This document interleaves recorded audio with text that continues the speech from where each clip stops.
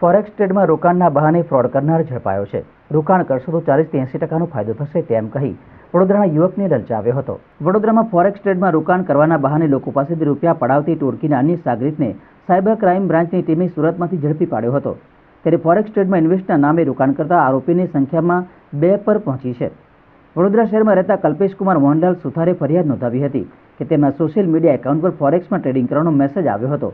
ત્યારબાદ તેમના mobile number પરથી વોઇસ કોલ આવ્યો હતો, જેમાં સામેવાળાએ પોતાની ઓળખ સુરેશકુમાર મૌર્ય તરીકે આપી હતી અને જણાવ્યું હતું કે પોતે ફોરેક્સ ટ્રેડિંગનું કામ કરે છે અને જો તેઓ આ સ્કીમમાં રોકાણ કરશે તો તેમને મહિને 40 થી 80% જેટલો નફો મળશે, જેમાંથી 10 રકમ સામેવાળાને ચૂકવવાની રહેશે.